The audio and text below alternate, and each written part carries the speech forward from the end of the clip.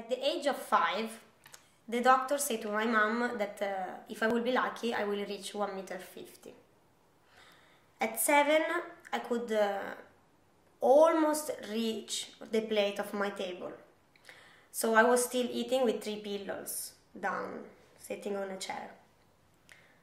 At 8, in school, I became famous because I could fit in a lot of places.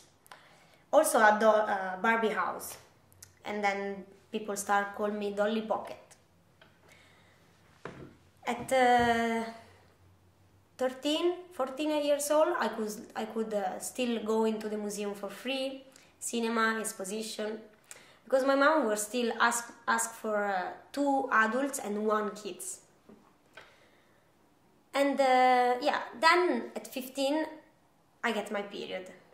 I was 1.40 m, and I start hoping that this 10 centimeter came. So I was buying shoes number 36, even though I had 34. I bought a lot of clothes, like long pants, hoping that my legs will become longer. And then I started constantly measuring myself on the wall. But instead of seeing this line growing, I was just pass on to this line every day, and this line was becoming really big and black. And finally, when I get my period, I didn't get more height, but I was just expanding. So I get boobs, I get ass. I was a woman, but still a child. But I have to accept it. This is what nature is. So yeah, I decided to don't care too much about this and travel. And finally I came to Holland after many trips, and there, yeah, I felt I was a bit on a minority. Yeah, suddenly people in Amsterdam start taking pictures of me on the street. I was talking with some guys and I was a little bit in a forest, you know. And yeah, people start a bit to make joke about me, but because I'm used to that, I didn't take it so personally. But I had the feeling that things were a bit wrong. The kitchen was too high. The things I want on the wall, I always have to ask someone to pick them up. So yeah, it was a bit strange and a bit hard at the same time. But in the end I decided to use this for my work. Because when I was 6 I started gymnastics, and I was quite good because I was small. And then I went into a circus stand, and they were really happy about my size, because I could go on top of the pyramid, they could put me in the high position, and I was really light, so they could throw me away like in the air. And so I started working as circus artist. That's what I'm doing now.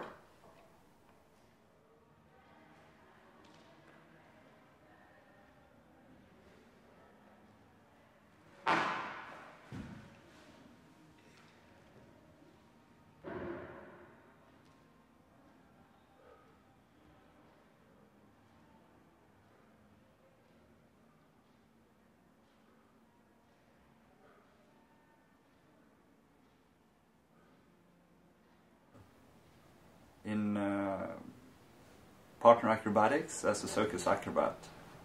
That is my profession. It is very interesting to watch at how the relationship works. With my job as a base is I'm being very dominant. It's me who tells, now we can start a trick, now we're ready. And the flyer just follows. And she has to obey if I say we start now. She cannot stop it.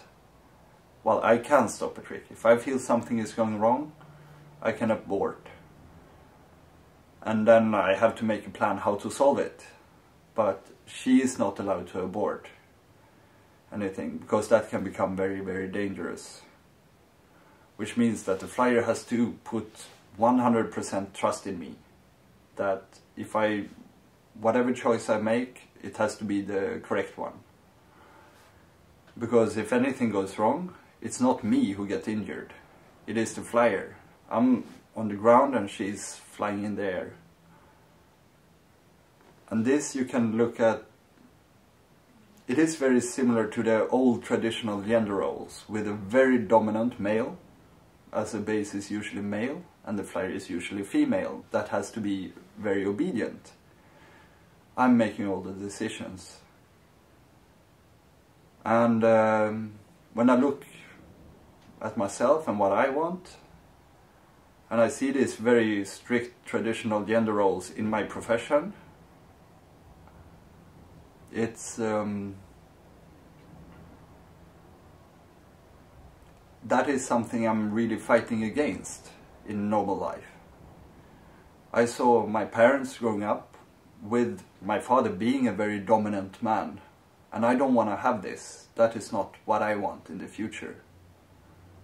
But at the same time, my father brought me up to become a very dominant person.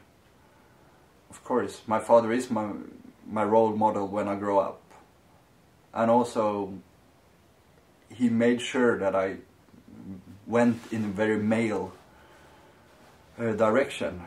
I remember being 2 years old and he put me in the hood of the car when he was fixing it, and I have to sit and hand the tools. And he obviously didn't do that with my little sister. But I got taught up all these male traits. And part of it is very practical to use. I've been brought up to be a very dependable person, and in circus acrobatics that is very, very good. But at the same time, learning to become this dominant can cause quite big problems. I remember when I was studying my Master of Science, we had to do a lot of work in groups of 2.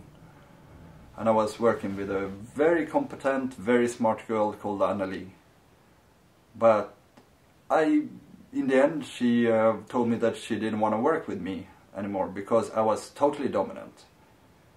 I made all the decisions. You can find a lot of different solutions to the problems we had, but it was gonna be my solution. And I even went so far that I didn't even let her implement the solution. I did that myself. So in the end, she felt that she was not learning anything. She was just watching me work.